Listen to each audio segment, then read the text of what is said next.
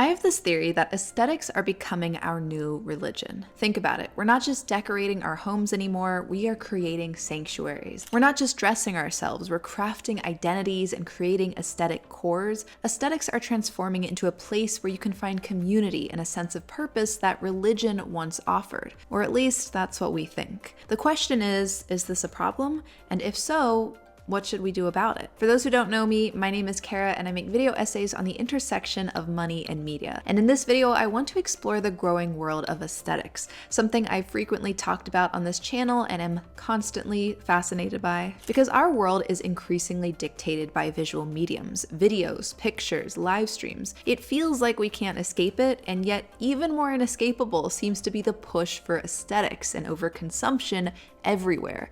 So what gives? Are we replacing spiritual journeys with shopping hauls? And is cultivating a new look with fun new toys the new form of soul searching? Well, for one, we already know that religion is on the decline. According to the Public Religion Research Institute, in 2023, a quarter of Americans identified as religiously unaffiliated, and less than 50% of Americans say they belong to a church, synagogue, or mosque, which is down from 50% in 2018 and 70% in 1999. I'm not here to make a judgment call on whether or not that's a good thing. My personal opinion as someone who is agnostic and leans more spiritual is that it makes sense why people have kind of started moving away from organized religion in the past few decades. I think, unfortunately, religion has been weaponized too many times to justify oppression, even when the oppression is against a religion's core beliefs, and that turns people off in the long run. It also makes some people even more zealous, of course, but I get why not everyone wants to be a part of that. Also, controversial take on the topic of oppression, but every mainstream religion is incredibly patriarchal, even the ones that claim not to be. So I'm especially unsurprised that women are leaving religion more than men.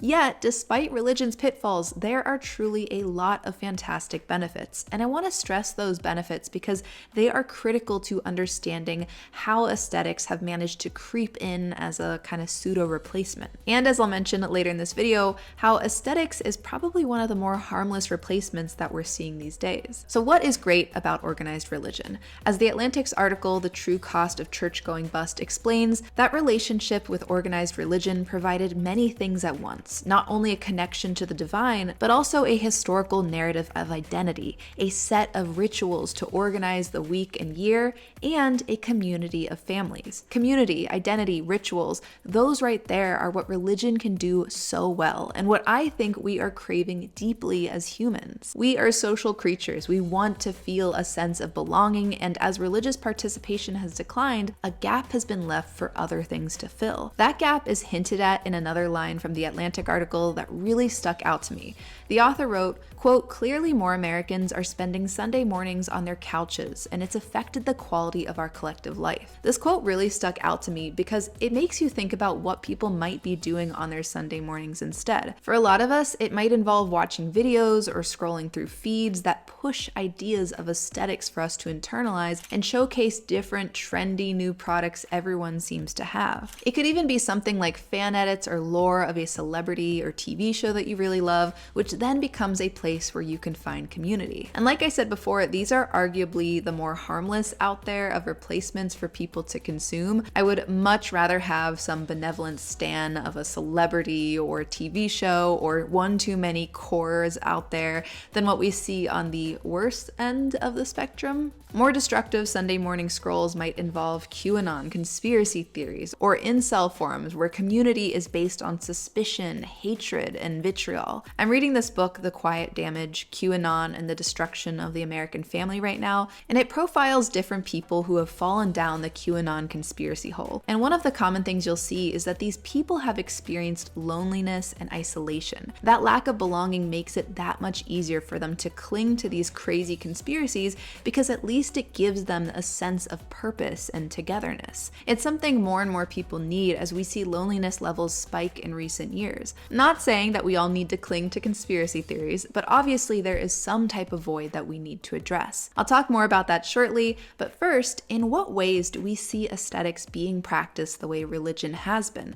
For that, I want to take a look at a very specific aesthetic in the form of barbiecore, or the Barbie aesthetic. You know how Barbie had her dream house, she had her endless clothes, she had her pink convertible. Well, fortunately for Barbie, she didn't have to live in a world with money, but since you and I do, and we weren't born with a pink dream house to our name, we have to make our money work for us. And one great way to do that is with today's sponsor, Bilt Rewards. If you rent where you live, please listen up because Bilt Rewards lets you earn points on your rent payments and build your credit history in the process. That's right, just like how you can earn points on dining and shopping with a credit card, with Bilt Rewards, you can rack up points on what is probably your largest expense every month. Not to mention, you can also get points when you spend money in your neighborhood at local restaurants, fitness studios, and ride shares. Just think of all of the points that you could rack up with Bilt Rewards by the end of the year that you could then convert into flights and hotels for whatever vacation you've been dreaming of, or simply redeem the points. I mean, you already have to pay rent, so why not get something else in return? If you're a renter and that sounds like your cup of tea, I highly recommend checking out Bilt Rewards. And if you want to start earning points right now, sign up through the link in my description or the QR code on my screen. Make sure to use my URL so that they know that I sent you, and a big thank you to Bilt Rewards for sponsoring today's video. So back to barbiecore and how it represents a fundamental transformation in the role of aesthetics within our lives.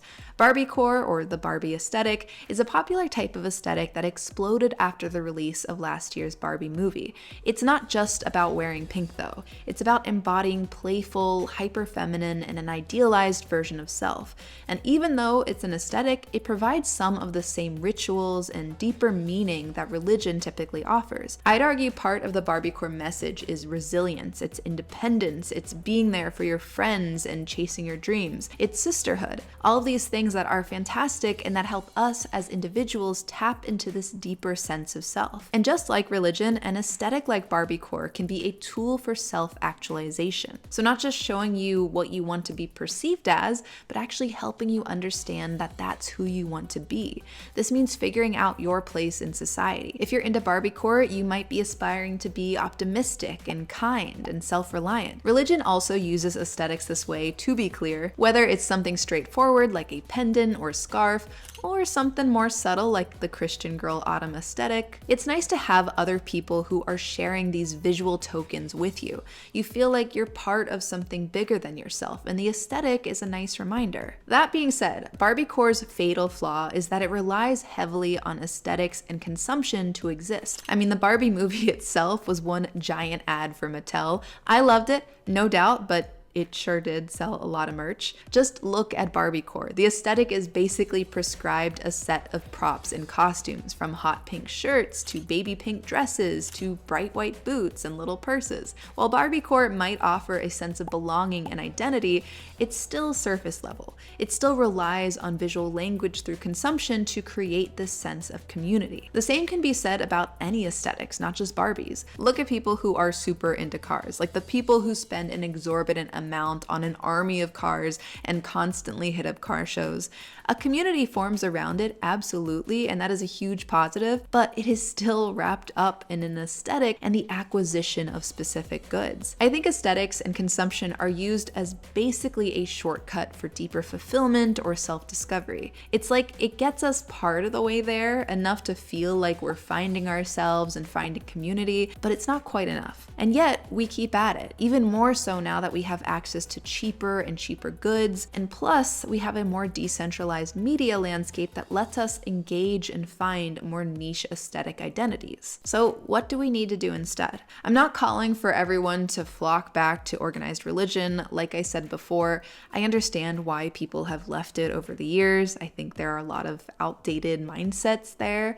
But I think that we are still missing the community, the rituals, the identity formation that religion can offer. We want to be connected, and in a world of more online communication, plus a total lack of third spaces and urban design that makes it really hard to hang out with others, we're missing a vital part of being human. And thus, we are desperately trying to find things that fill the void. I don't have all of the answers, but here are a few ideas that I think might be helpful. One, on a policy level, let's get better at urban design. Please, I want more places where we can hang out that aren't just restaurants or the mall. Some countries do this way better than others do, so we know that it's possible, but at least in the US where I live, we have things so segregated. I made a whole video about the problem with suburbs that touches on this topic, so check that out if you want to hear more about it. And beyond policy though, I think we as individuals need to embrace becoming community makers, as in becoming the person who gets people together, who invites friends out,